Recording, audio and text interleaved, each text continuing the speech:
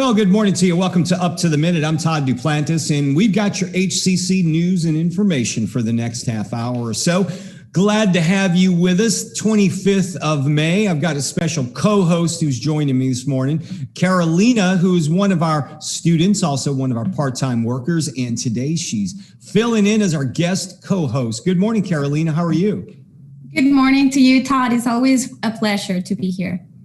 Well, we're glad to see you here. First off, before we get started, you might want to let people know because they may be used to seeing you on another HCCTV program. Yes, you have to go watch the HCCTV Student Lounge. We've been doing that weekly, and we're going to have a summer edition. It's going to look a little different, less shows, but great content over there. That's right. The Student Lounge is produced by our students, including Carolina, and aimed at our students. So make sure you check it out in our social media, YouTube channel, and on HCCTV. Okay, Carolina, you want to remind folks about our social media before we get started? Yes, please go to our Facebook. We're going to have over here on the post all our social media, and you can see all of the shows after we post them and they're live. That's right. You can find us under Houston Community College District across all social media platforms. Of course, make sure you subscribe to our YouTube channel and you get notifications when our shows are posted. All right, Carolina, sit tight. We'll check in with you in a little while and when we get to the announcements portions. Okay, we've got two special guests today. Of course, we're continuing. We wrap up Asian American Pacific Islander Heritage Month with a special treat. We're going to venture out to Pondicheri Indian restaurant. Chef and owner Anita J. Singhani is joining us right now. Good morning, Anita. If we can get you to unmute your microphone. Looks like you're still muted there. Okay, all right. Well, her microphone's muted right now. Well, there you go. How are you, Okay, Anita? there. How are you? Good, how are you? Doing well, doing well. Looking forward to talking with you and hearing all about the restaurant. And I understand you got a cooking demonstration for us as well. Yep, I do. All right, we're looking forward to it. Sit tight, enjoy a cup of coffee, and we'll be back with you in a few moments. We're going to kick things off right now. We've got a new Associate Vice Chancellor here at HCC. He's the Associate Vice Chancellor of Teaching and Learning Innovation. Dr. Timothy Snyder is joining us this morning. Good morning to you, Dr. Snyder. How are you doing? Good morning, Todd. Doing very well. Thank you.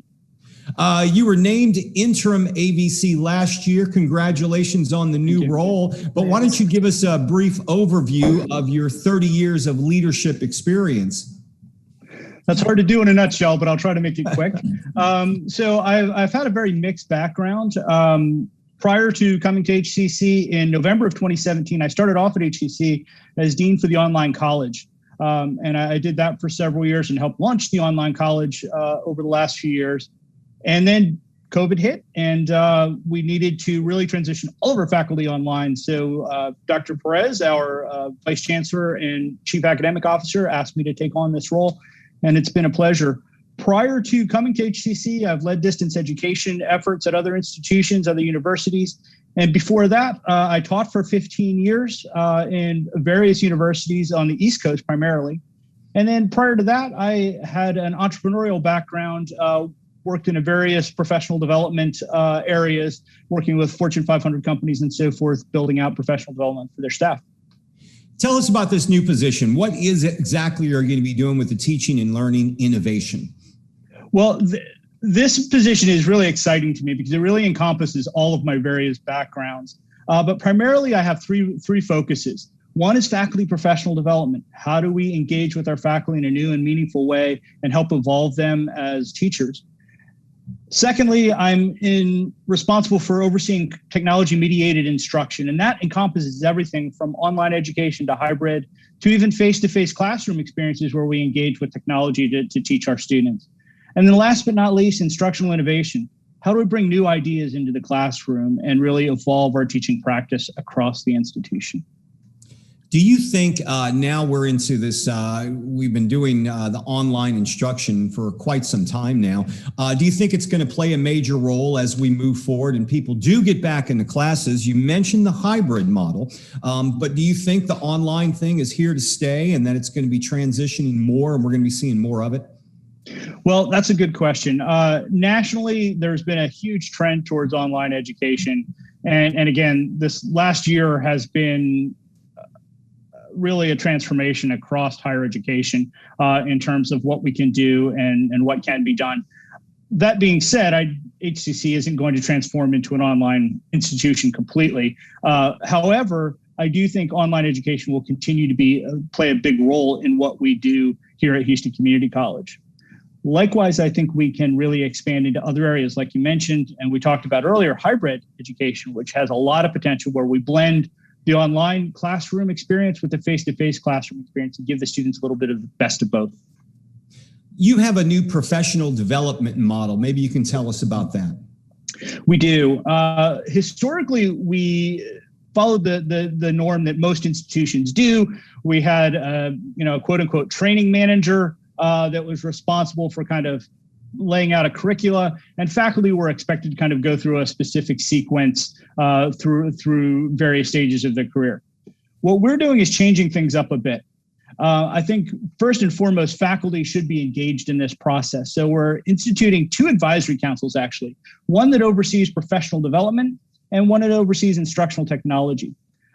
In terms of professional development, what this advisory council will do, and it's made up of instructional leaders and various teaching faculty throughout the institution, they'll provide guidance, kind of long-term vision for what we need to be focusing on over the next 3 to 5 years. From there, we're going to set up academies. We've had a lot of success with our Adjunct Academy, which is a fixed 1-year curriculum that new adjunct faculty come into. And by the end of that process, they really have a solid foundation for the rest of their teaching career. Likewise, we want to establish one for our regular faculty. Both adjuncts and full-time faculty can participate in our faculty academy, but really we're trying to broaden our offerings. It's going to be led by a faculty director. So we're going to have a faculty member in charge of the oversight of that academy. And then we're going to have faculty facilitators actually leading the curriculum and developing the curriculum as we go through. So it's a pretty big transformation.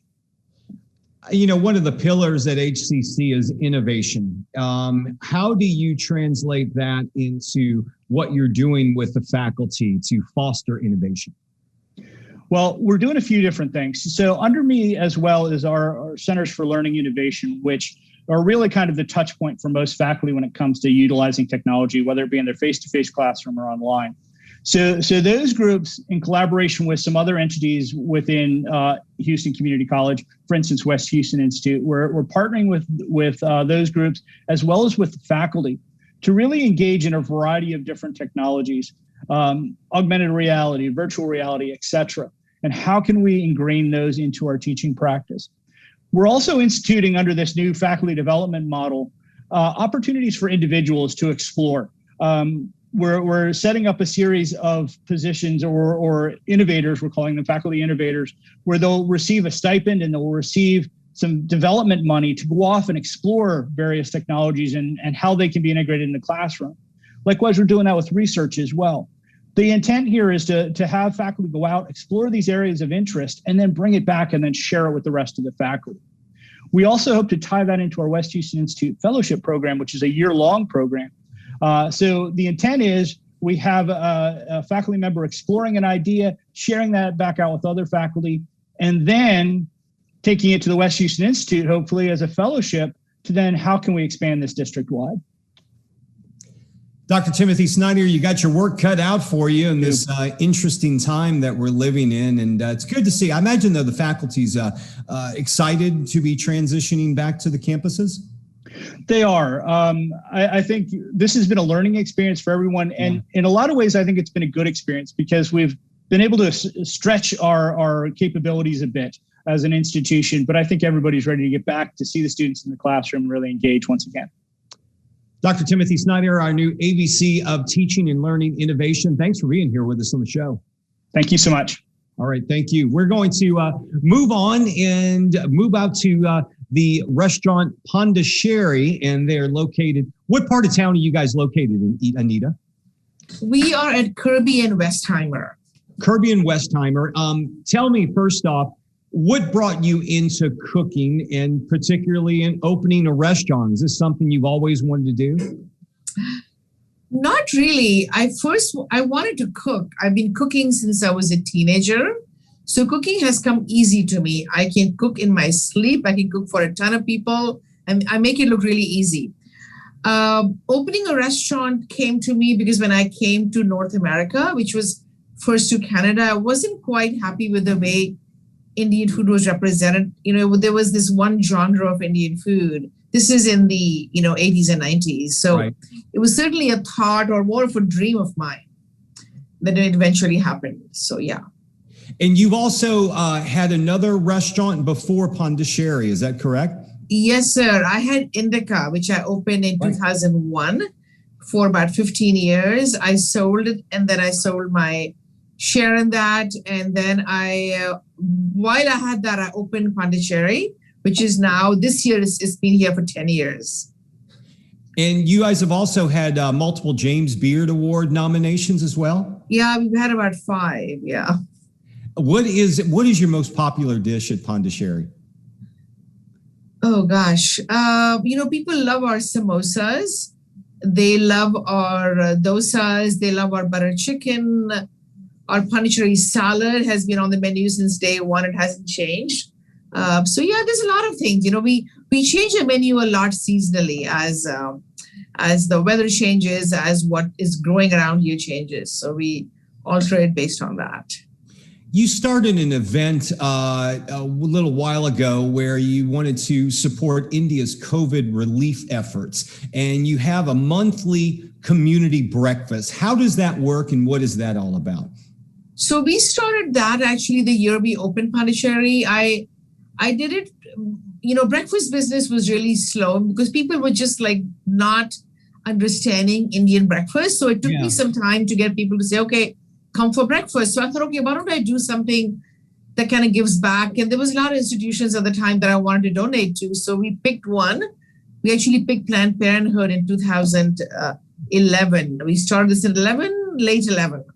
And what we decided was the second Saturday of every month, we would donate half of our sales from 8 to noon, which is what we still do now over these 10 years.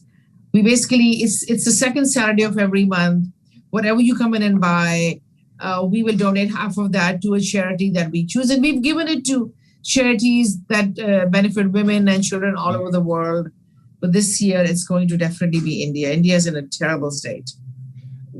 Houston is such it seems like it's a brunch capital of the world. People are really into breakfast, especially here on weekends. What does an Indian breakfast look like? And for those of us who may have not had a chance to experience that.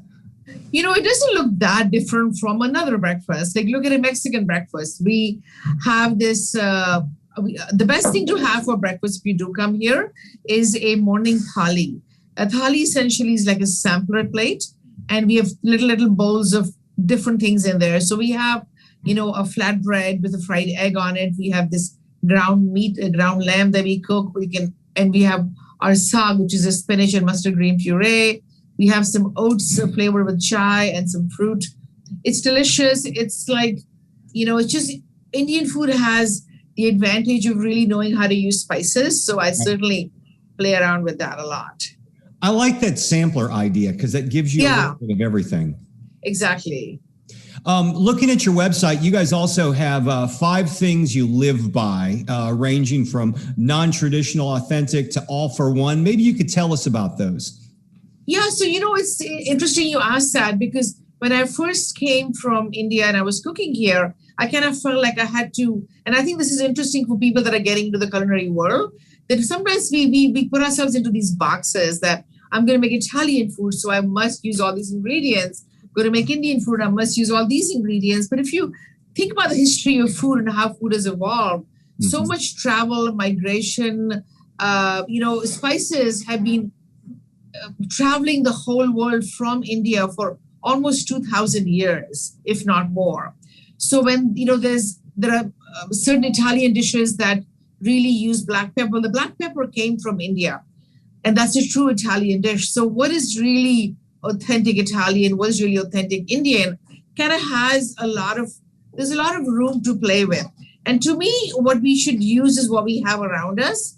and what is the freshest and the best right now. So I've let those rules go. Like if I have a nice bunch of oregano leaves, I'm going to put that in my lentil stew, because normally I would use cilantro or mint or basil, but if I have oregano, I'm going to use it. And maybe 5 years ago, I would have said, no, I cannot put oregano in Indian food, or I cannot put this and that. I feel like it's time to open up those borders and just cook without worrying about too many details like that, because that it doesn't matter.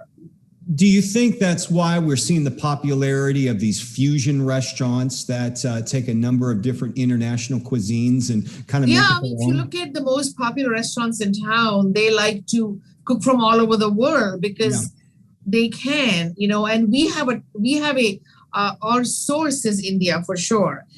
And if you just look at India, I mean, if you look at the spice route that happened, over 1,000 years, where people were taking spices via ships from India, Middle East to Italy, to the Netherlands, to England, to Spain. So all of that happened and the spices became a part of the whole world at the time.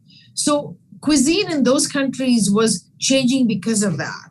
Right. And I just think it's a really interesting detail that people often don't remember, that what a big role spices have played in the world history. I mean, America was discovered because Christopher Columbus was looking for black pepper, He was completely off course, obviously, but that's where it started. So spices just have a really big role in this world that I feel people have kind of forgotten about. So in spices, you have a new cookbook out. I imagine people could learn more about coming out in the spring. Okay.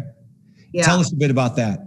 Yeah, I'm very excited. It's my first book. I've been approached to write a book for almost 20 years. And I kept saying, what can I offer that people haven't done before? What makes my book any better than another book? And what I didn't want to become a dust collector.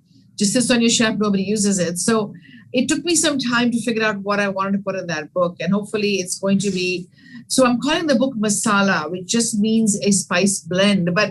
And an interesting side note to that is that normally a masala is like, black pepper with warm spices and then some herbs, and that could be a masala.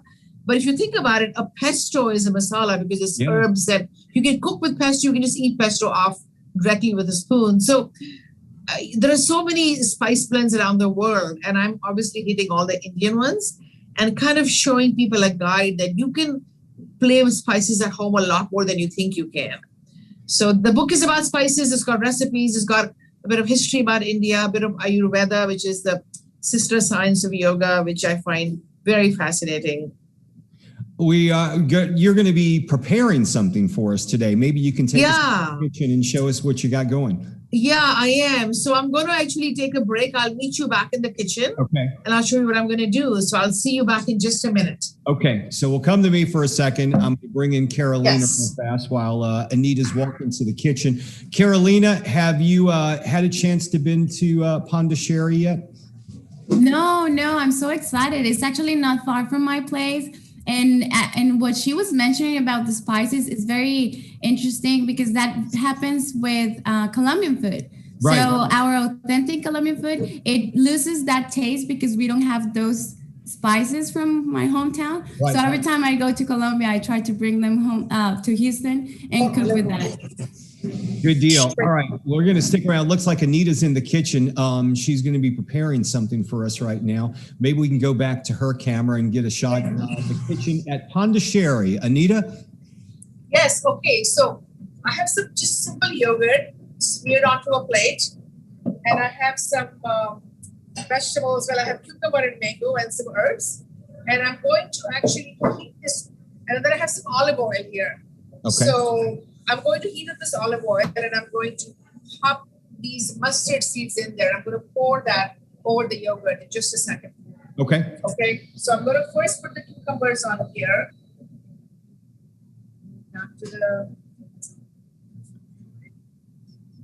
And this could be as a separate course, or could this be a whole meal in itself? I mean, it depends on how hungry you are. It could be a course. It could be a side dish. Okay. I put some salt. It could be just breakfast. So what it's going to be for me, some chili powder. And this is the olive oil. I'm going to heat this up. And as soon as it heats up, I'm going to throw these mustard seeds in them. I'm going to pour that over the yogurt. As you're heating them up, I've always heard that if you heat up spices, that releases the oils and makes them more fragrant. Yes. Is that the case? Yes, it's called a pop. That's what we call it a pop. It's just a very simple Indian technique in how to bring out the flavor of the skin. Whole spices like mustard or cumin or fennel. So, You know, a lot of folks may be thinking, okay, I love yogurt, but I'm a low-fat yogurt type of guy. Oh, Can use low-fat yogurt. Low-fat, is it okay to use what? Yeah, totally.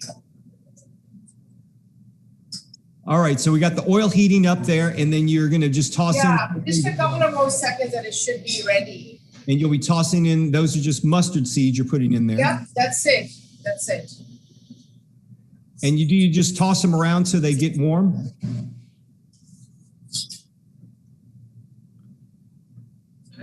Do you toss them around just so they get warm? Is that how it works? Yes, yes, yes. Almost. Yep, the oil is almost ready. It needs to kind of be hot before you put the seeds in, otherwise it doesn't really make the seeds pop as it should. And how much oil do you have in there? Like a tablespoon or so? Yeah, I have a couple of tablespoons. Okay. I like my oil. Is that just regular olive oil or what type of oil? Yes, it is olive oil. It's extra virgin olive oil is what it is. Yeah, there we go. It is ready. So I'm going to actually turn this off. I'm going to throw the seeds in here. Can you hear that? Yeah, you can hear them popping already. There Yeah, you go. that's it. And now I'm just going to pour some of this over the yogurt. That's it. And that's I'm it. going to throw some herbs on top, and that's going to be our breakfast today. That looks incredible. Anita Singhani from Pondicheri, we appreciate you joining us on the show, and we look forward to seeing you out there at the restaurant. Thank you. Thank you for being here. Welcome. Bye-bye. All right, we are going to move on to Carolina with our HCC news and announcements. Carolina, did you learn something with the cooking segment there? Oh, absolutely. I have to give it a try. It's not gonna taste as good as they make it, but I'm gonna try. Well, it looks very simple to put together, very simple. And sometimes the best dishes are the ones that don't take a long time to make, folks. All right, Carolina, we're going to be returning to campuses, and HCC's Chancellor, Dr. Cesar Maldonado, has reminded us to follow a few W's as folks get back on the campuses. Yes, so please, you're welcome to wear a mask first, wash your hands often, and watch your social distancing. This is going to be very interesting. Are you going to be going back to the campuses for classes? Not yet. I still have a year I'm taking out of school. I'm not sure if I'm going to a 4-year university. So okay. I'll see. Not sure yet. All right. One thing we've got going on, since we've been doing things online to keep our students, faculty, and staff safe, we've been showing our art exhibitions online via Instagram. And student artists from around HCC colleges are showing what they've created this past semester on Instagram. You can join them at HCC_visual_arts. No registrations required. Make sure you check out the student non-juried exhibition. We'll have a link in the social media post for the show. All right, you can check out laptops and hotspots, Carolina. Well, thanks to the HCC's public service librarians and the Road Attract Club, HCC students can qualify to check out laptops and hotspots for an unlimited amount of time. So you can visit these 2 links that we're going to have over here, and we will have them after the show ends, the live portion. All right. So pipe dreams, during the last winter freeze, which doesn't seem that long ago, it was about, 3 months ago, we had a situation where there were plumbers needed all across Houston. There weren't enough plumbers in the city of Houston. They had to bring them in from around the country to try to get people's homes back in order, get those pipes repaired. Now it's time to consider that you may want to jump into this profitable trade and take up plumbing. Classes are being held from June 21st to 27th, and they start at just $545. You can also apply for a grant You can get in, get out, get a job, and get to work right away. Call 713-718-8903 for more details. We'll have the information in the social media post for the show. All right, tell us about adult education. Well, if COVID has left you without a job or you're struggling to find one because of the lack of training, HCC's adult education program can help you get the skills you need. So you can visit the link we're going to have in our post and for more information or the hashtag move ahead with adult ed.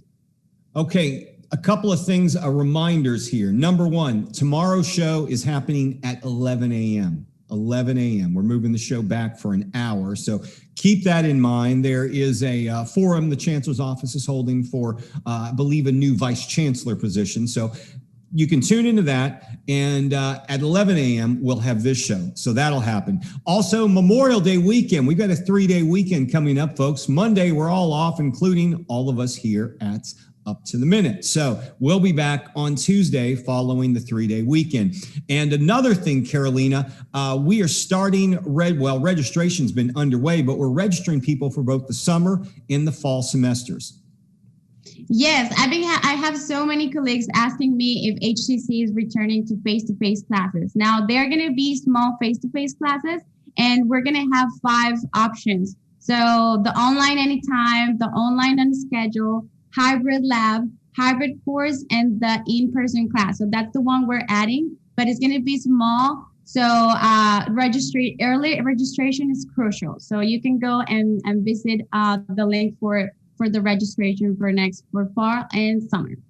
That's right. Register early because if you want to get a certain instructor at a certain time, the classes could be very small. You want to go in person. Well, register early to make sure you lock in those classes for the fall. A lot of the more popular classes are filling up. They are adding more classes as well. But if you want to get the time you want, the instructor, now's the time to do so, folks. Don't wait. hccs.edu/now is the website address. Okay, tomorrow on the show, Carolina, we've got a couple of special guests, including someone in our gaming segment.